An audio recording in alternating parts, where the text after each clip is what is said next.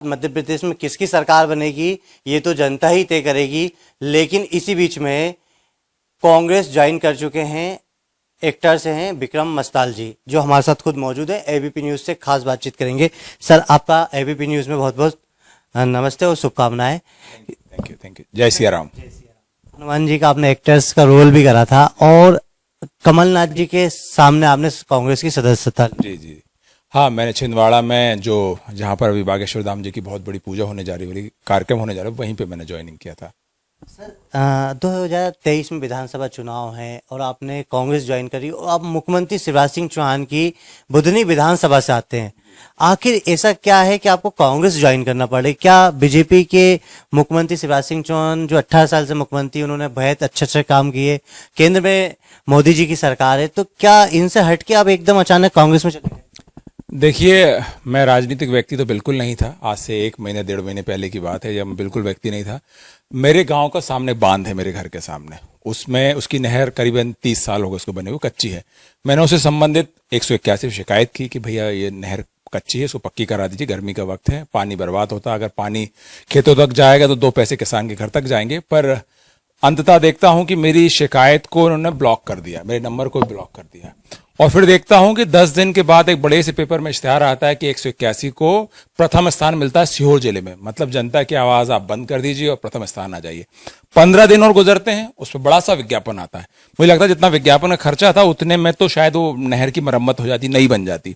उसमें लिखा था कि जल संरक्षण के लिए मध्य प्रदेश को प्रथम स्थान दिया जाता है। ऐसे विषय हुए, मुझे आघात लगा कि मैं नर्मदा माँ के ऊपर फिल्म भी बना रहा था, वेब सीरीज बना रहा था। मुझे लगा कि जिस तरह से माँ नर्मदा का भी अवैध खनन हो रहा है, जिस तरह से वृक्षारोपण की बात कही गई, पर मुझे तो बुधनी में कहीं एक भी पेड़ नहीं दिखा। मैं जहां रहता हूं मुझे कहीं नजर नहीं आया, क्योंकि मैंने लगभग माँ नर्मदा का दौरा किया फिल्म और शूटिंग के विषय में, तो मुझे कहीं नहीं मिला। तो ऐसी घटनाएं होती रही। मुझे लगा किसी ना किसी को तो आवाज उठानी पड़ेगी। जो विज्ञापनों में विकास दिखता है, जब विकास पर्व दिखता है, वो धरातल पर नहीं है। आज आप चले जाइए, बुधनी से लेकर देलावाड़ी तक या गोपालपुर तक या लाड़कुई तक चले जाइए, आपको हर तरफ गायें मिलेंगी। हमने या इस पद्धति ने ऐसा कर दिया है कि जिनको हम गौ माता मानते थे, आज वो जानवर के रूप में चली गई। लोग की गाड़ियां टकरा रही हैं उनसे। उस गाड़ियां टकराने में कई बार कई परिवारों के दीपक बुझ जा रहे हैं। गाय माता छत विक्षत हो रही हैं, क्षतिग्रस्त हैं, कहीं जगह जानवर उनको खा रहे हैं। तो ये व्यवस्था किसकी है? सरकार की। पहले जमाने में देलावाड़ी पे बहुत बड़ी गौशाला होती थी, वहां व्यवस्था थी, जब हम छोटे थे देखते थे। वो व्यवस्था आपने भंग कर दी, तो ये सब जिम्मेदारी किसकी? ये सब विषय मेरे को इतना अंदर से दुखी किया कि मुझे लगा कि मुझे अपनी आवाज उठाना चाहिए, अपने लिए, अपने आसपास के लोगों के लिए, प्रदेश के लिए।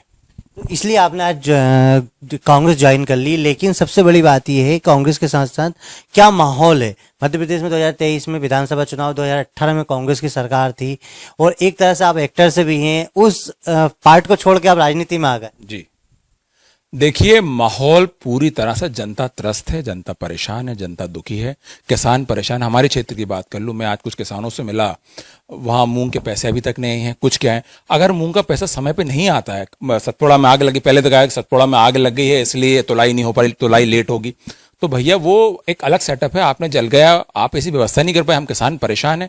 आज किसान उसके लिए कर्जा लेके दवाइयां ला रहा है, खाद ला रहा है। तो व्यवस्था चारों तरफ से भंग है और जनता पूरी तरह त्रस्त है। भले महाकाल लोक की बात हो, नर्मदा लोक की बात हो, जो लोग भगवान के सगे नहीं हैं, तो जनता कैसे सगे हो सकते हैं? और जनता इस बार भारतीय जनता पार्टी को प्रदेश से बाहर करेगी। और हमारे माननीय राहुल गांधी जी ने कहा है कि 150, मुझे लगता है कि मैं थोड़ी सी बात को बढ़ाते और कहूंगा कि इस बार 150 से भी ज्यादा सीटें मध्य प्रदेश में कांग्रेस पार्टी को मिलने वाली है। कमलनाथ जी के नेतृत्व में मध्य प्रदेश में चुनाव कांग्रेस लड़ने जा रही है। लेकिन अमित शाह के लगातार दौरे हैं एमपी में, कहीं ना कहीं वो कहते हैं 200 पार का जो नारा चल रहा है, इस बार मध्य प्रदेश में 200 पार बीजेपी आएगी। कांग्रेस को कहीं नहीं दिखा है। बंडाधार कमलनाथ और दिग्विजय सिंह पर आरोप लगाते हैं। देखिए, ये उनकी संस्कृति है और चाल चलन और चेहरा है। अगर मध्य प्रदेश में बीजेपी की स्थिति अच्छी होती तो बड़े बड़े नेता हैं यहाँ पे, कई तो अमित शाह जी से पुराने नेता हैं। माननीय शिवराज जी तो अमित शाह जी से पुराने नेता हैं। उनका चेहरे को हटा दी कि जैसे आप सबको पता है, अमित शाह जी के दौरे हमारे लिए फायदेमंद, जितना वो दौरा करेंगे, दिल्ली जितना दौरा करेगी, ये जनता को समझ में आ रहा है कि यहाँ पर कांग्रेस की सरकार बन रही है। इन्होंने बेंगलोर में भी ऐसी बात बोली थी कि यहाँ हम इतने सीटें लाने वाले हैं। इन्होंने हिमाचल में भी ऐसी बात की, हम इतने सीटें आने वाले हैं। 2023 में मध्य प्रदेश में आपको मैं कहता हूं, हनुमान जी की कृपा है, हनुमान जी के भक्तों की कृपा है। कमलनाथ जी भी हनुमान भक्त हैं और हनुमान जी के भक्त की रक्षा हमेशा हनुमान जी करते हैं और इस बार कांग्रेस की सरकार निश्चित बनेगी, धर्म की सरकार बनेगी, क्योंकि माननीय कमलनाथ जी ने राम पथ गमन की बात हो उन्होंने किया, उन्होंने उसके लिए 30 करोड़ रुपये आवंटित किए। महाकाल लोक की बात, जब घोटाला सामने आया तो कहा गया कि 300 करोड़ रुपए कमलनाथ जी ने उसके लिए योजना बनाई थी। ओम सर्किट की बात हो, नर्मदा न्यास की बात हो, हर तरफ क्या है कि दो तरह के राम चल रहे हैं इस समय, एक मुंह के राम है और एक हृदय के राम। मुंह के राम जो होते हैं हर जगह कहते रहते हैं, उनको समय समय पर कई बार हम पे लांछन भी लगता है कांग्रेस पार्टी पे कि ये लोग समय के हिसाब से तिलक लगाते हैं, समय के हिसाब से जनेऊ पहनते हैं। ये विषय यह है कि आपको राजनीति के समय ही हमारे जनेऊ और तिलक दिखते हैं, पहले नहीं दिखते हैं आपको। उस समय तो आप लगे रहते हैं, आपको समझ भी नहीं आता। आप उस समय हम पर इस तरह के लांछन लगाते हैं कि नहीं भाई समय पे ये तिलक लगाते हैं जन लोग, भाई ये मन का विषय है। इसको हर आदमी की श्रद्धा, धार्मिक जो विचार होते हैं वो मन के होते हैं, उसके लिए ढोल बजाने की आवश्यकता नहीं है।